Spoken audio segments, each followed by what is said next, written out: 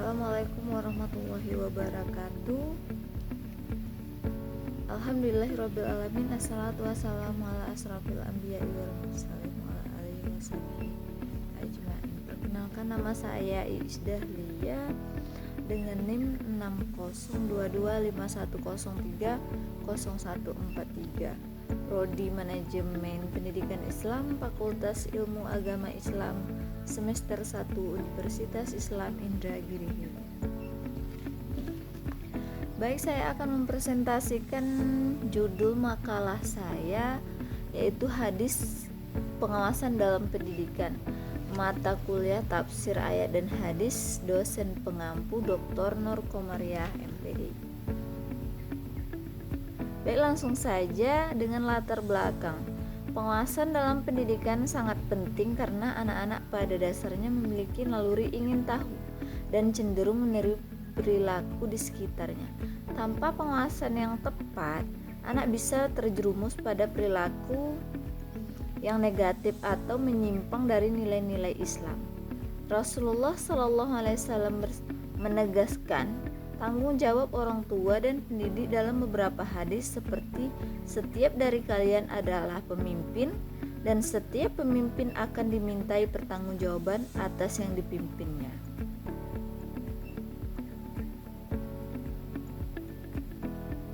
Hadis ini menegaskan bahwa pengawasan merupakan kewajiban moral dan agama bagi setiap pendidik atau orang yang memiliki tanggung jawab terhadap generasi muda. Dalam Islam, pendidikan bukan hanya soal pengetahuan akademik, tetapi juga mencakup pembinaan akhlak, spiritualitas, dan moral anak. Orang tua, guru, dan lingkungan memiliki peran sentral dalam membimbing dan mengawasi anak agar tumbuh menjadi pribadi yang beriman, bertakwa, dan berakhlakul karimah.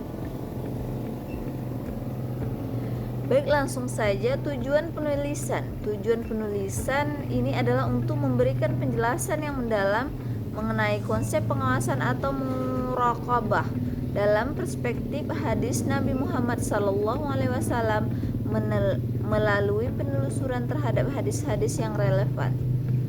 Penulisan ini berusaha menguraikan bagaimana Islam menekankan pentingnya kesadaran bahwa Allah senantiasa mengawasi setiap perbuatan manusia, serta bagaimana tanggung jawab tersebut tercermin dalam perilaku sehari-hari. Selain itu, penulisan ini juga bertujuan menggali pandangan dan penafsiran pada ulama terhadap hadis-hadis pengawasan, gunanya memperkuat pemahaman teoritis dan praktis tentang konsep tersebut. Langsung saja kita masuki dalam pembahasan. Pengawasan dalam pendidikan adalah proses mengamati, membimbing, dan mengarahkan peserta didik agar tumbuh sesuai dengan nilai, norma, dan tujuan pendidikan yang diinginkan.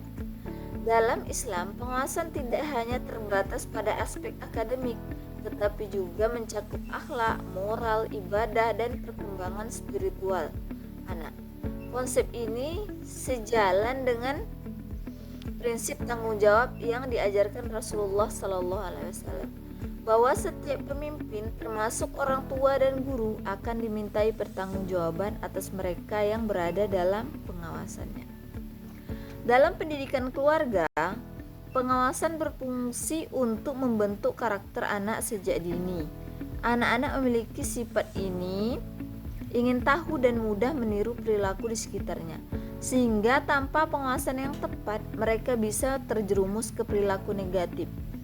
Pengawasan orang tua mencakup memastikan anak belajar mengenai Allah, mengenal Allah, mengamalkan ibadah, dan menanamkan akhlak mulia. Hal ini diperkuat oleh hadis. Seseorang bertanggung jawab terhadap anak-anaknya. Hadis riwayat Abu Daud. Dasar hukum pengawasan dalam Al-Quran dan hadis. Dasar hukum pengawasan dalam Al-Quran dan hadis yaitu tentang amanah dan tanggung jawab. Setiap kalian adalah pemimpin dan setiap pemimpin akan dimintai pertanggungjawaban atas yang dipimpinnya. Hadis riwayat Bukhari dan Muslim. Tujuan pengawasan dalam pendidikan. Pengawasan dalam pendidikan memiliki tujuan utama untuk membimbing agar anak tumbuh sesuai dengan nilai-nilai Islam. Dengan pengawasan yang tepat, anak diajarkan mengenai perintah Allah, menjauhi larangannya, serta menanamkan akhlak mulia seperti jujur, disiplin, dan hormat kepada orang tua maupun guru.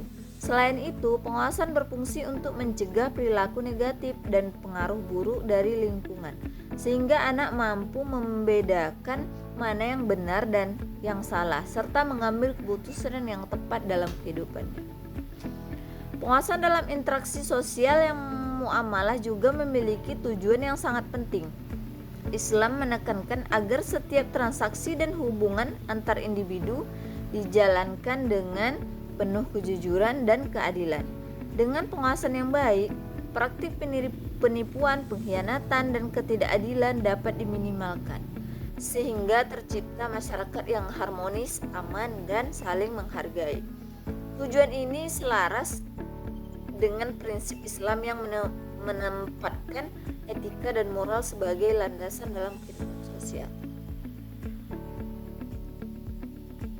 Jenis-jenis pengawasan. Pengawasan orang tua merupakan bentuk pengawasan pertama dan paling utama dalam pendidikan anak. Orang tua bertanggung jawab membimbing anak dalam ibadah, akhlak, dan perilaku sehari-hari. Dengan memberikan teladan yang baik dan arahan yang konsisten sesuai ajaran Islam, anak akan terbiasa menjalani hidup dengan nilai-nilai moral yang benar. Selanjutnya, guru atau pendidik memiliki peran penting dalam memantau perkembangan akademik dan moral anak di sekolah atau lembaga pendidikan. Pengawasan ini dilakukan melalui evaluasi, bimbingan, dan interaksi yang rutin. Selain menekankan prestasi akademik, guru juga bertugas menanamkan disiplin, tanggung jawab, dan akhlak mulia pada peserta didik.